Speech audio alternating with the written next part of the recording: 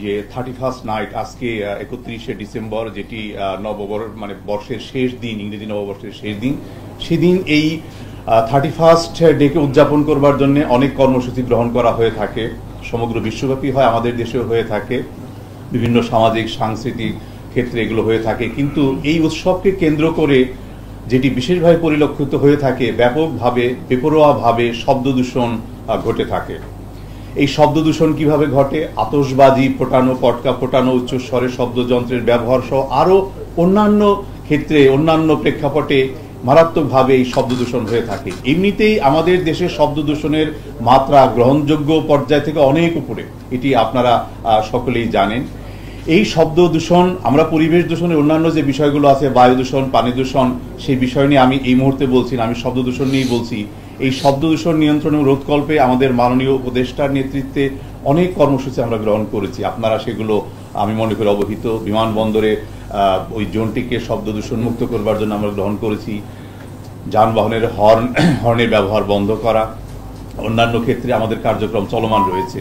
সেই প্রেক্ষাপটে আমাদের উপদেষ্টা মহোদয় আজকের এই ব্রিফিংটিতে আমাদের অংশগ্রহণটিকে অত্যন্ত গুরুত্বপূর্ণ মনে করেছেন এবং তিনি আমাকে এই প্রেস ব্রিফিংয়ে অংশগ্রহণ করবার জন্য নির্দেশনা প্রদান করেছেন। এবং তার একটি, আমি মনে করি এখানে খুবই সুচিন্তিত এবং উদ্ভাবনী চিন্তা চেতনামূলক ধারণা যে এই ক্ষেত্রে আমাদের কি কি করণীয় থাকতে পারে।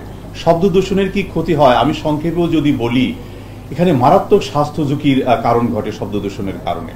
আপনারা জানেন এগুলো হৃদরোগ, স্ট্রোক, মানসিক চাপ, শ্রবণ, খুব জটিল ব্যাধির সৃষ্টি করে এই শব্দ দূষণ। আজকের যে উদযাপনের কে কেন্দ্র করে যা আমরা লক্ষ্য করে থাকি বিগত দিন, অভিজ্ঞতায় আতশবাজি বেপরোয়া ভাবে, তারপর পটকা ফুটে উচ্চ স্বরে বিভিন্ন সাউন্ড যেগুলো সৃষ্টি করে থাকে শব্দ উৎপাদনকারী যন্ত্র থেকে সামাজিক সাংস্কৃতিক কর্মকাণ্ডে হয়ে থাকে এগুলো। তো এই বিষয়গুলোকে আমরা যথাযথভাবে নিয়ন্ত্রণ করব। ডিএমপির কমিশনার মহোদয় তার তরফ থেকে বলবেন কর্মসূচি। আমরা আমাদের কি করণীয় গ্রহণ করেছি সে বিষয়ে বলতে পারি। আমাদের পর্যাপ্ত সংখ্যক ম্যাজিস্ট্রেট ডিপ্লয়েড থাকবে। আমরা কিন্তু সমগ্র দিনব্যাপী, এমনকি রাত্রেও আমাদের কর্মকাণ্ড অব্যাহত থাকবে। এখানে ডিএমপির সাথে সম্মিলিতভাবে আমরা আমাদের অভিযান পরিচালনা করব। আমাদের ম্যাজিস্ট্রেটগণ ডিপ্লয়েড থাকবেন, সমগ্র শহরব্যাপী তাদের কর্মকাণ্ড পরিচালিত হবে, অব্যাহত থাকবে। এমনিতেই আমাদের যে নিয়মিত ম্যাজিস্ট্রেটরা দায়িত্ব পালন করে থাকেন পলিথিনের শপিং ব্যাগ ব্যবহার বন্ধ করবার জন্য আর অন্যান্য কর্মকাণ্ডের সঙ্গে, তার সাথে আমরা অতিরিক্ত আরো ম্যাজিস্ট্রেট আজকে ডিপ্লয় করব। তারা তাদের কর্মকাণ্ড পরিচালনা করবেন। আমরা নিজেরাও বিভিন্ন ক্ষেত্রে গিয়ে এগুলো তদারকি করব। এটি আমাদের মাননীয় উপদেষ্টা মহোদয় তিনি অভিপ্রায় ব্যক্ত করেছেন এবং তার নির্দেশনা যে কোনোভাবেই হোক এই শব্দ দূষণের হাত থেকে আমাদের রক্ষা করতেই হবে। আতশবাজি, পটকা ফোটানো যার ক্ষতিকর দিকটি শুধু, এর কিন্তু ভালো দিক তো আমার মনে হয় কেউ এটিকে ব্যাখ্যা করতে পারবেন না। তো সুতরাং যে জিনিসটি প্রচন্ডভাবে আমাদের স্বাস্থ্য ঝুঁকি ঘটাচ্ছে সেটিকে কেন আমরা অনুমতি প্রদান করবো, অ্যালাউ করব, আমরা দেখেও সেটি না দেখব। সুতরাং সে বিষয়ে আমাদের অবস্থান সুদৃঢ়। আমরা কোনো অবস্থাতেই এটি আর চলতে দেব না। অর্থাৎ এবার সম্মিলিতভাবে ডিএমপির সহযোগিতায়, ডিএমপির সাথে সম্মিলিতভাবে আমরা আমাদের ম্যাজিস্ট্রেটদের নিয়ে এই অভিযানটি পরিচালনা করব। যেখানে আমরা আইনের ব্যত্যয় দেখব, আমাদের বিধিমালায় সুস্পষ্টভাবে বলে দেওয়া আছে আইনের ব্যত্যয় ঘটালে, বিধিমালার ব্যত্যয় ঘটালে, অর্থাৎ শব্দ দূষণ সৃষ্টি হলে তার কি শাস্তি হবে। শাস্তি আপনারা জানেন। তারপর আমি বলতে পারি যে এটি 1 মাসের জেল, 5,000 টাকা জরিমানা, দুটোই করা যেতে পারে। দ্বিতীয়বার হলে সেটি 6 মাস পর্যন্ত হতে পারে, 10,000 টাকা পর্যন্ত জরিমানার কথা করা যেতে পারে, বা 2 দণ্ডই প্রদান করা যেতে পারে। তো দণ্ডের ক্ষেত্রে আমাদের যেতেই হবে যদি আমাদের আহ্বানে কেউ সাড়া না দেয়। আমরা প্রত্যাশা করব সমগ্র দেশবাসীকে, এই মহানগরবাসীকে 31st উদযাপন কেন্দ্র করে, 31st ডে উদযাপনকে কেন্দ্র করে যাতে এমন কোনো পরিস্থিতির সৃষ্টি না হয় যেটা মারাত্মক শব্দ দূষণের কারণ ঘটে। আতশবাজি, পটকা ফোটানো এবং উচ্চস্বরের শব্দযন্ত্রের ব্যবহার এসহ যাবতীয় যে কর্মকাণ্ড, এগুলো থেকে বিরত থাকতে হবে। আমরা এই বিষয়গুলোকে সুনিশ্চিত করব। এখানে আমাদের পর্যাপ্ত কর্মসূচি অব্যাহত থাকবে। আমি আবারও সুদৃঢ়ভাবে বলছি, এক্ষেত্রে আমাদের ভূমিকা কিন্তু আপোষহীন। আমরা সুচারুভাবে, সুদক্ষভাবে এবং অত্যন্ত নিবেদিতভাবে দায়িত্ব পালন করতে চাই আপনাদের সহযোগিতায়। আমরা শব্দ দূষণের হাত থেকে মানুষকে মুক্ত করতে চাই। আমার কাছে একটা ছবি আছে 2022 এই পটকা ফোটানো বা অন্যান্য কারণে সে ট্রমায় যায়, তারপর তার মৃত্যু ঘটে। অনেক বয়স্ক লোক আছেন, হার্টের রোগী আছেন, বিভিন্ন ধরনের রোগী আছেন যারা এই শব্দ দূষণের কারণে আতঙ্কিত হয়ে ওঠেন, তাদের ব্যাধির মাত্রা বেড়ে যায়। তারপরে যানবাহন চালিয়ে যাওয়া, উচ্চস্বরে দেখবেন যে এত জোরে শব্দ করে যানবাহন চালিয়ে যায়, যেটি আমাদের জন্য খুবই ক্ষতির কারণ হয়ে দাঁড়ায়, আতঙ্কের কারণ হয়ে দাঁড়ায়। এই সার্বিক কর্মকাণ্ডকে, যেটি দূষণকে বিশেষভাবে প্ররোচিত করছে, সেটিকে রোধ করবার জন্য, নিয়ন্ত্রণ করবার জন্য আমরা আমাদের ভূমিকা অব্যাহত রাখবো এবং সুদৃঢ় অবস্থানে থাকবো। এখানে কোনো আপোষ থাকবে না। এটি আমাদের মাননীয় উপদেষ্টার নির্দেশনা, আমরা সেই নির্দেশনা যথাযথ প্রতিপালন করতে চাই। তো আমার মনে হয় যে আমি যা বলেছি, যা বক্তব্য আপনারা বুঝতে পেরেছেন, আমাদের অবস্থান সুস্পষ্ট করেছি।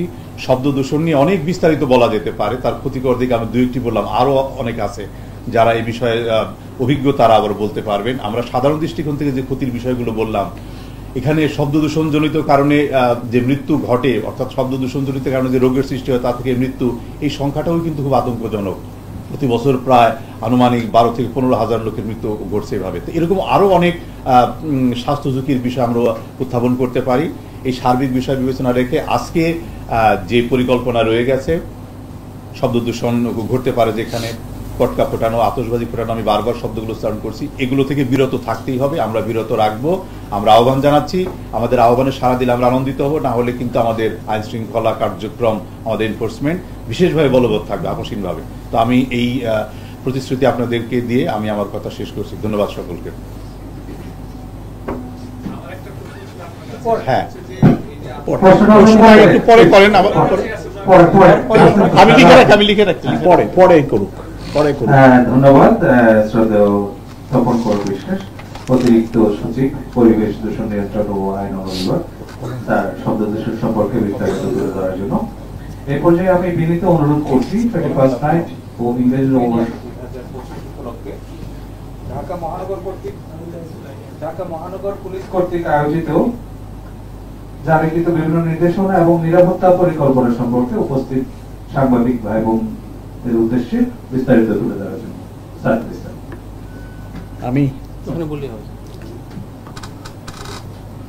আশা করি আপনারা সবাই ভালো আছেন এবং আপনাদের মাধ্যমে আমি ঢাকাবাসীকে ইংরেজি নববর্ষের শুভেচ্ছা পৌঁছে দিতে চাই। নতুন বছর আগামীকাল শুরু হবে।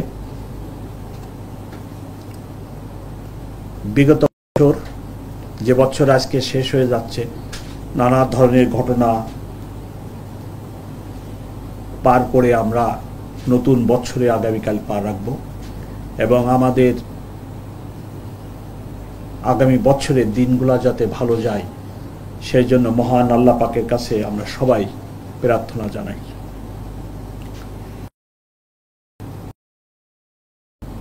আগামীকাল ইংরেজি নববর্ষ শুরু হবে, তথাপিও বিগত বছরের অভিজ্ঞতায় দেখা যায় রাত্র 12:01 ব্যাপক হারে আতশবাজি, ক্লাস্টার বোমা, ফানুস ব্যবহার হয়ে থাকে। চলতি বছর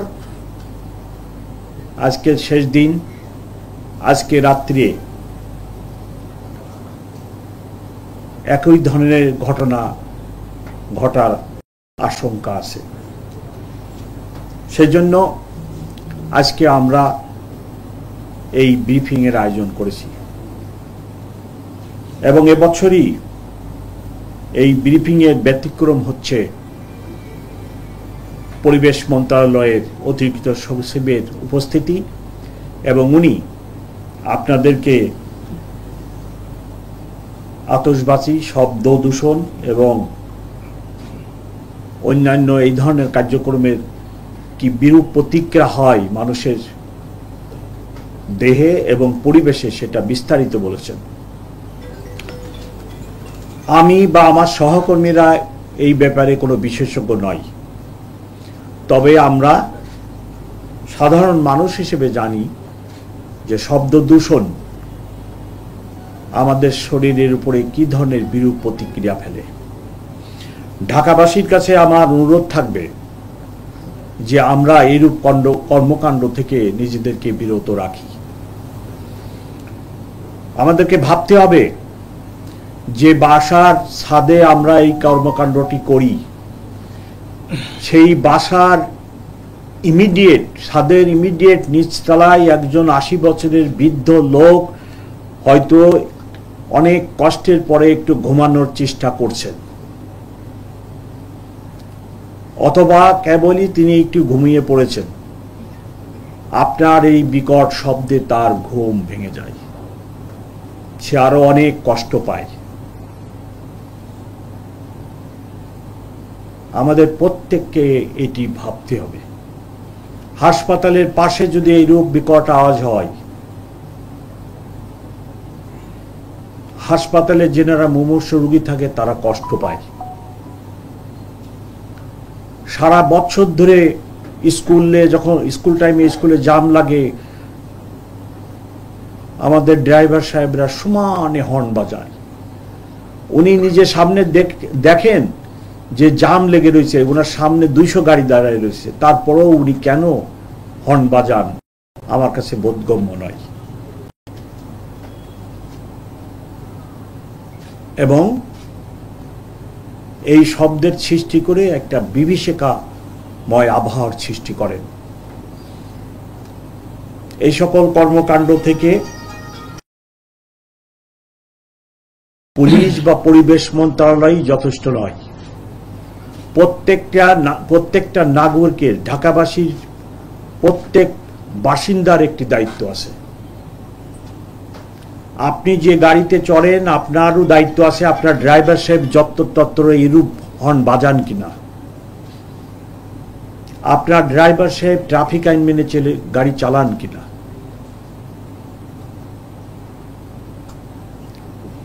ড্রাইভার সাহেবকে গাইড করার দায়িত্ব ওই গাড়ির প্যাসেঞ্জারের। যিনি সম্মানিত যাত্রী থাকেন, উনি লেখাপড়া জানেন, উনি একজন সচেতন মানুষ, ওনার সিটিজেন দায়িত্বশীল বা যেগুলো দায়িত্ব আছে উনি ওটা বুঝেন, এবং বড় শহরে বাস করার জন্য কি আমার মেনে চলা উচিত উনি বুঝেন। তাই ওনার একটি দায়িত্ব আছে যে যত্র জন্য গাড়ির হর্ন না বাজায়, সেই জন্য তার ড্রাইভারকে পরামর্শ দেওয়া। ডিজাইন, এলিগেন্স, বিউটি, সেরা পণ্য সবার জন্য জেভিকো।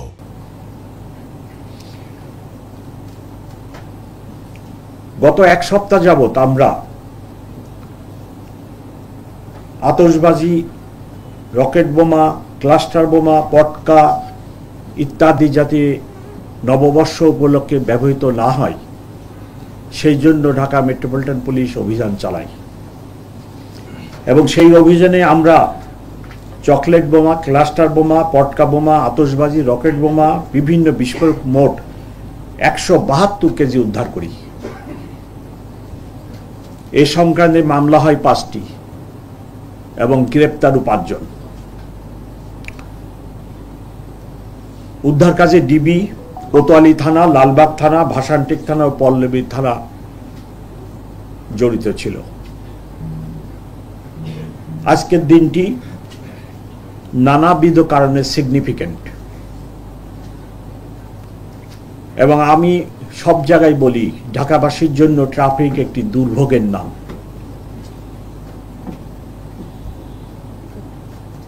আজকে নানা ধরনের কর্মসূচি আছে ঢাকা শহরে, আপনারা সবাই অবগত। এই কর্মসূচির ঢাকা মেট্রোপলিটন পুলিশ ট্রাফিক ব্যবস্থাপনা এবং নিরাপত্তাজনিত ব্যাপক ব্যবস্থা নিয়েছে। সারাদিন এবং সারা রাত। তার সাথে যুক্ত হয়েছে পরিবেশ মন্ত্রণালয়। ওনারা আমাদেরকে পরিবেশ সংক্রান্ত যে সমস্ত অ্যাক্টিভিটিস আছে সেগুলোর ব্যাপারে সাহায্য সহযোগিতা করবেন। আমার অতিরিক্ত পুলিশ কমিশনার ট্রাফিক, উনি ট্রাফিকের উপরে বিভিন্ন প্রোগ্রাম নিয়েছেন, ব্যবস্থা নিয়েছেন। তার মাধ্যমে আমরা ঢাকাবাসীকে কতটুকু ট্রাফিক দুর্ভোগ লাঘব করতে পারি সেই প্রচেষ্টাই থাকবে। আমি সকলকে আপনাদের মাধ্যমে ঢাকাবাসীকে ইংরেজি নববর্ষের শুভেচ্ছা জানাই এবং আমাদের ঢাকা মেট্রোপলিটন পুলিশের এই সকল কর্মকাণ্ডে আপনাদের সহ ঢাকাবাসীর সহযোগিতা কামনা করি। ঢাকাবাসী নিরাপদে থাক, ভালো থাক, ঢাকা মেট্রোপলিটন পুলিশের একমাত্র চাওয়া। সকলকে অনেক ধন্যবাদ। Thank you very much. ধন্যবাদ স্যারকে। প্লিজ একজন করে প্রশ্ন করবেন, একজন প্লিজ এখন সংক্ষেপ করবেন এবং প্রশ্ন যেন রিপিট না হয় প্লিজ।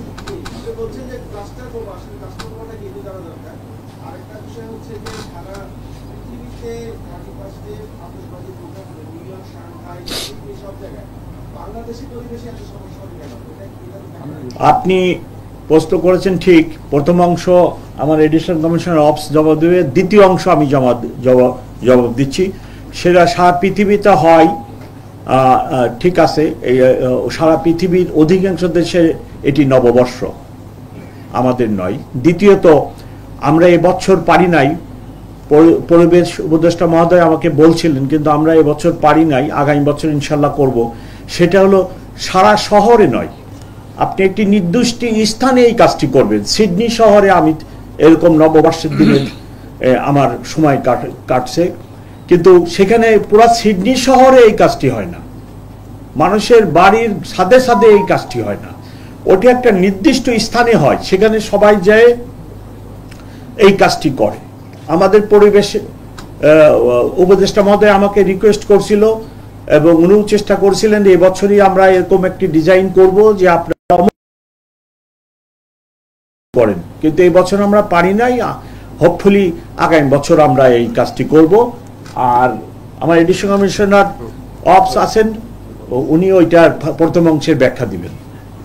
জি, আসসালামু আলাইকুম। এখানে ক্লাস্টার বোমা বলতে যুদ্ধক্ষেত্রে যে ক্লাস্টার বোমা ইউজ করা হয় সেটা বলা হয়নি।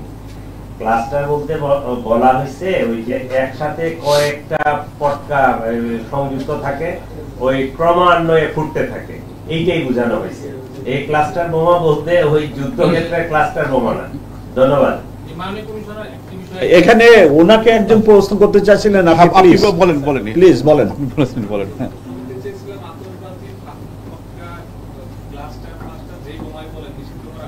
হ্যাঁ,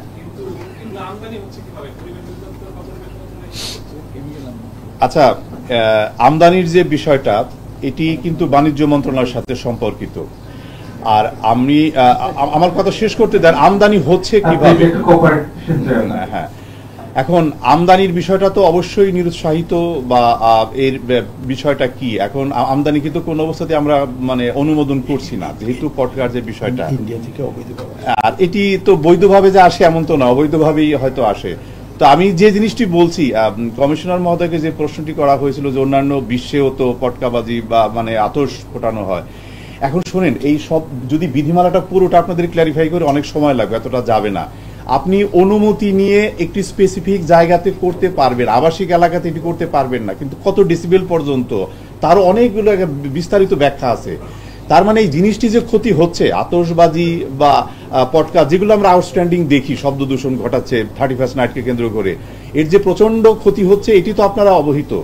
এখন দিনের পর দিন এগুলো হয়ে যাচ্ছে, আমরা এর সাথে একটা অভ্যস্ততা সৃষ্টি হয়েছে। যেমন আপনি আমাকে যে প্রশ্নটি করলেন, কানের কিন্তু ক্ষতি অলরেডি হয়ে গেছে, যা হয় এটি আপনারা কেউ বুঝতে পারছেন। এখন জোরে কথা না, পাশের রুমে যে থাকে এই রুম থেকে জোরে কথা না বললে সে শোনে না। অথচ আপনারা বিদেশে, আমি বিশ্বাস করি আমার চেয়ে এখানে যারা আছেন অনেকে বেশি বাইরে গেছেন, তারা এত জোরে কেউ কথা বলেন, আস্তে আস্তে কথা বলে, ছোট ছোট করে কথা বলে, তাদের কানে এরকম ডিস্টারবেন্স সৃষ্টি এখনো হয় নাই। আমাদের জোরে কথা বলে অভ্যাস হয়ে গেছে, জোরে না বললে আমরা শুনি না, অলরেডি এখানে সাম সর্টস অফ ডিস্টারবেন্স তো হয়ে গেছে। তো এখন এটাকে তো আমরা এইভাবে আগে হয়েছে, অমুক জায়গায় হয়েছে, অমুক জায়গায় হয়, আসলে ক্ষতিকর, it is proven, scientifically proven. আমরা একেবারে সাধারণ পর্যায় থেকে যদি বলি, যতটুকু দেখি এর ক্ষতি নিয়ে এইটুকুই বলতে পারি। আর যারা ডক্টরস আছেন এবং আরো যারা এক্সপার্ট আছেন, দে ক্যান এক্সপ্লেইন মোর, তারা আরো ভালোভাবে বলতে পারবেন যে ক্ষতি আরো কত চূড়া মানে মারাত্মক পর্যায়ে হতে পারে। তো সেই ক্ষতির বিষয়টাকে তো আর এভাবে হতে দেওয়া যায় না। আমরা সেজন্যই আমাদের অবস্থানকে সুদৃঢ় করেছি। কি বলে যে এনজয়মেন্টে তো কোনো বাধা দেওয়া হয়নি, 31st নাইট সেলিব্রেশনকে তো বলা হয়নি নিষিদ্ধ, এরকম তো কোনো সিদ্ধান্ত হয়নি। শুধু সাউন্ড পলিউশনটাকে মানে we are having plans to control this, এটা একটা সীমা মানে নিয়ন্ত্রণের মধ্যে আনা আর কি, এটাই।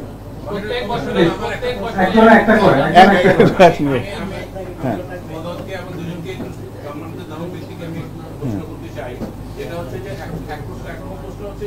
আপনার এয়ারপোর্ট রোডে একটা বন্ধ করেছেন যে শব্দ দূষণের ক্ষেত্রে আপনার উদ্যোগ নিয়েছেন, এটা সাকসেস কতটুকু আসছে গত 1-1.5 মাসের মধ্যে? এটা আমাদের মাননীয় উপদেষ্টা ঘোষণা দিয়েছেন অনেক আগেই, দেওয়ার পরে এখন সাকসেস কি এসেছে কিনা, না আসার পিছনে কারণটা কি?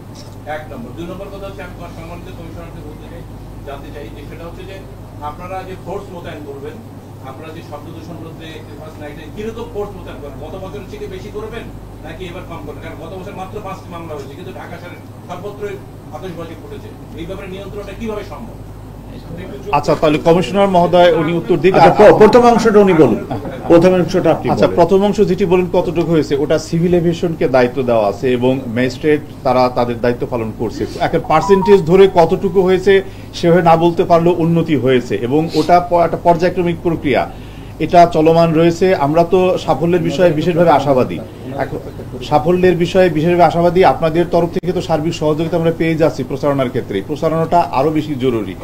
এখন শোনেন, এই একটা হলিস্টিক কাজ, এখানে এককভাবে পরিবেশ, বন, জলবায়ু পরিবর্তন মন্ত্রণালয় কিংবা ডিএমপি কিংবা অমুক ডিপার্টমেন্টের সম্ভব না। সমাজের সর্বস্তরের মানুষের এই ইনসিডেন্টাল একটি বিষয় বলি যে আপনাদের যে পলিথিন শপিং ব্যাগের ব্যবহার বন্ধনীয়, আমি ব্যক্তিগতভাবে এবং আমার টিম নিয়ে কাজের সঙ্গে যুক্ত। আপনার পার্সেন্টেজ ধরে আমি বলতে পারবো না, কিন্তু সাফল্য অনেকটা এসেছে। এটাও তো এককভাবে আমাদের পক্ষে, পুলিশের পক্ষে, কারো পক্ষে সম্ভব নয়। সামগ্রিক জনসচেতনতা সৃষ্টি হলে, আবার এরকমও বলা হয় যে পলিথিনের ভালো দিকও আছে, অনেকেই বলেন। এখন ভালো দিক মন্দ দিক ওভাবে তো একেবারে আর্গুমেন্টেটিভ বইতে না বললেও এর ক্ষতিটি আমাদের কাছে এখন পর্যন্ত সুস্পষ্ট। সেই ক্ষতিটিকে অ্যাড্রেস করবার জন্য আমরা ব্যবস্থা নিচ্ছি। কাজে সাউন্ড পলিউশন যেটি ঘটছে, আমার এয়ারপোর্টে কতটুকু সাফল্য এসেছে, সাফল্যের জন্য তো আমাদের প্রচেষ্টা রয়েছে। এখানে আমাদের লিমিটেশন যেগুলো আছে সেটা আমাদের মধ্যে বা আমাদের যে বিষয়গুলো পর্যায়ক্রমে সেগুলো পর্যালোচনা হচ্ছে, সেগুলোকে অ্যাড্রেস করাও হচ্ছে। এই জন্যই তো আপনাদের সাথে ব্রিফিং, আপনাদের পরামর্শ নেওয়া, আপনাদের সহযোগিতা নেওয়া এবং সর্বোপরি এককভাবে আমরা এই দায়িত্ব পালন করছি বা করতে পারবো এমন নয় এটি। তো আমার মনে হয় যে আমি আপনাদেরকে বিষয়টা বোঝাতে পেরেছি। ধন্যবাদ। সেকেন্ড অংশ একটু বাকি আছে, বাকিটা আমি পক্ষ থেকে বলতেছি। ডিপ্লয়মেন্ট এই আমাদের পুরা ঢাকা শহরে ডিপ্লয়মেন্ট একটা রেগুলার ডিপ্লয়মেন্ট থাকে, সেটা হচ্ছে প্রত্যেক ফাঁড়ি থেকে রাতের বেলা কমপক্ষে 2টা পেট্রোল টিম থাকে এবং থানাগুলো থেকে আমাদের ওই এরিয়া অনুযায়ী ছোট বড় আছে 4টা থেকে 5টা করে টিম থাকে। তো এইটা আমাদের রেগুলার ডিপ্লয়মেন্ট। এর বাহিরে অতিরিক্ত আমরা আজকে শুধু 31st নাইট উপলক্ষে 3000 ডিপ্লয়মেন্ট দিয়েছি।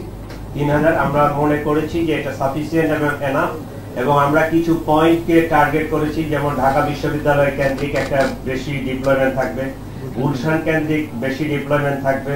আমাদের এই যে 300 ফিট যে রাস্তাটা এখন হয়েছে বসুন্ধরার পাশ দিয়ে, ওইদিকে এই বাইকার গুলো রাতের বেলা উল্টাপাল্টা গাড়ি চালায় অ্যাক্সিডেন্ট করার একটা সম্ভাবনা থাকে, সেখানে আমরা ব্লকেট সহ আমাদের চেক পয়েন্ট ওখানে থাকবে। আমাদের এই যে উত্তরার দিকে দিয়াবাড়ি 18 নম্বর সেক্টর, যেটা ওই যে মেট্রো রেলের নিচ দিয়ে, ওখানে কিছু রেস্টুরেন্ট বসে, বিকালে ওখানে ঘুরতে যায়, ওখানে একটা সমাগম হবে বলে আমরা মনে করতেছি। ওইদিকে বেশি ডিপ্লয়মেন্ট থাকবে, কম বেশি ঢাকা শহরের সব জায়গায় ডিপ্লয়মেন্ট থাকবে, কিছু কিছু পয়েন্টে বেশি থাকবে। এইটাই আমরা রেগুলার যে ডিপ্লয়মেন্ট সেটা থাকবে, তার অতিরিক্ত আরো 3000 ফোর্স আজকের জন্য আমরা ডিপ্লয় করেছি। এর সাথে পরিবেশ অধিদপ্তরের ম্যাজিস্ট্রেটরা থাকবে। আমাদের নির্দেশনা হচ্ছে ওনারা যে কোনো জায়গায় যদি কোনো ওই যে কোর্ট করে বা ইয়া করে, আমাদের ওই এভেলেবেল যে পুলিশ থাকবে তারা তাদেরকে সহায়তা করবে। ধন্যবাদ। আচ্ছা, আমি একটু বলে নেই নজরুলের সাথে, এটা পরে ভুলে যেতে পারি। আপনাদের সদয় জ্ঞাতার্থে জানাচ্ছি যে আমরা নিজের ঘর থেকে মনে করেন আমাদের অফিসার্স ক্লাবে তো সেলিব্রেশন হয় বা হবে, সেখানে আমরা পত্র দিয়েছি আমাদের মন্ত্রণালয় থেকে, স্বনির্বন্ধ অনুরোধ জানিয়েছি যে এই যে যেগুলো বলা হচ্ছে রিপিটেডলি বলি, আতশবাজি বা উচ্চ স্বরে শব্দযন্ত্রের ব্যবহার, গুলশান ক্লাবে বড় বড় জায়গাতে এই সেলিব্রেশন যেখানে খুব মানে একবার ভাইব্রেন্টলি হয়ে থাকে এবং সাউন্ড পলিউশন হয়ে থাকে স্ট্রংলি আমরা বলেছি, রিকোয়েস্ট করেছি। এরপরে এখানে আমাদের সিনিয়র কর্মকর্তারা আসবেন, থাকবেন, আমাদের ম্যাজিস্ট্রেটরা তারপর এখানে থাকবেন, তাদেরকে রিকোয়েস্ট করা হবে যে এটা যাতে না করা হয়। এভাবেই কিন্তু আমরা আমাদের কর্মসূচিগুলো নিয়েছি। আমার মনে হয় যে আমাদের অবস্থানে কর্মসূচিতে কোনো রকম ব্যত্যয় সেভাবে ওইরকম কোনো কিছুর অন্তর্ভুক্তি নেই। আমরা সার্বিকভাবে চাচ্ছি যে এই সেলিব্রেশনটাকে কোনোভাবে ডিসকারেজ করা নয়, but that should be within some controlling points, এবং সেখানে আমাদের যে বিষয়গুলো থাকে শব্দ দূষণটা যাতে ওইভাবে একেবারে পর্যন্ত না হয়, মাত্রাতিরিক্ত পর্যায়ে চলে না যায়। ছোট ছোট স্বরে গান শুনলেন সেটা করা হলো, কিন্তু একেবারেই পটকা ফোটান উচ্চ স্বরে সাউন্ড বক্স এটাই আর কি আমরা আমাদের মূল। হ্যাঁ প্লিজ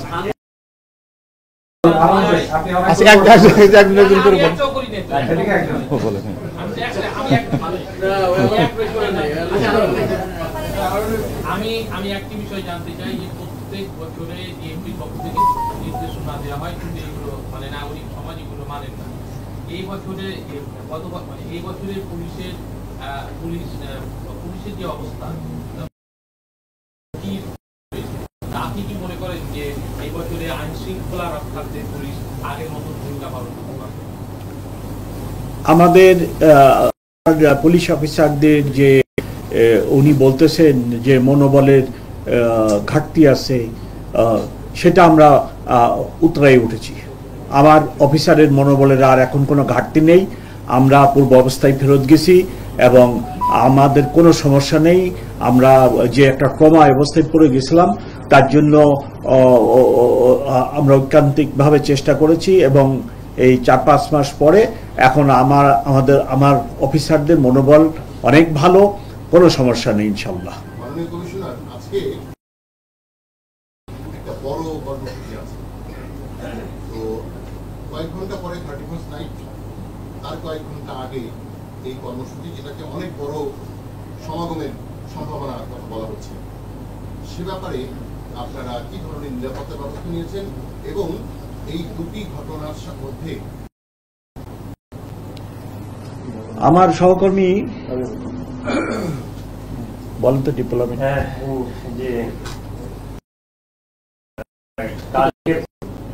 কালকে পর্যন্ত যেটা ছিল, আমরা প্রথম দিকে পাইছিলাম যে প্রোগ্রামটা হবে, পরে ওদের সাথে একটা কোঅর্ডিনেশন মিটিংও হয়েছে আমাদের যারা এটার আয়োজক।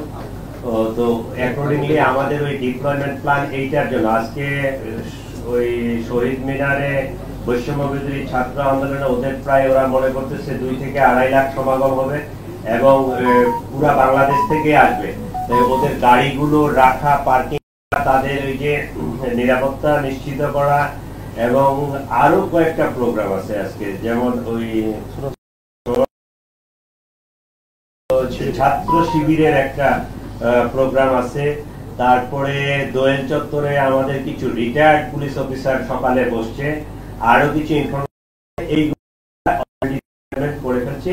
এই ফোর্স এখন কিন্তু আমার মাঠে আছে, এখানেও প্রায় 2700 মতো আমাদের ডিপ্লয়মেন্ট, রেগুলার পুলিশের পাশাপাশি অপারেশন থেকে অতিরিক্ত 2700 ডিপ্লয়মেন্ট করা আছে এবং এইটা আমরা আশা করতেছি এবং সমন্বয়কদের সাথে কথা হয়েছে মধ্যে এই প্রোগ্রামটা শেষ করে ফেলবে।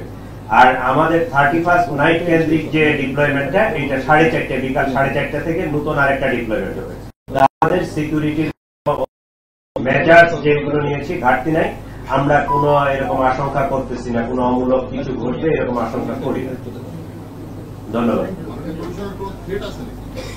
না, আমরা আমাদের কাছে এখন পর্যন্ত যে ইন্টেলিজেন্স, এখন পর্যন্ত সেরকম কোনো থ্রেট নেই। আপনারা ইনশাল্লাহ ভালো থাকবেন এবং যেগুলো প্রশ্ন করতেছেন এই সব প্রশ্নের ক্ষেত্রেই একটি জবাব, সেটা হলো যে সবার সহযোগিতা লাগবে, 2 থেকে 2.5 কোটি লোকের শহর, আপনাদের জানা আছে। এখানে পুলিশের স্বল্পতা আছে, লজিস্টিকের স্বল্পতা আছে, নানা। আপনাদের মাধ্যমে আমি সবার সহযোগিতা চাই, আপনাদেরও সহযোগিতা চাই। আমি যে অনুরোধ ঢাকাবাসীর নিকট করছি, সেই একই অনুরোধ আপনারাও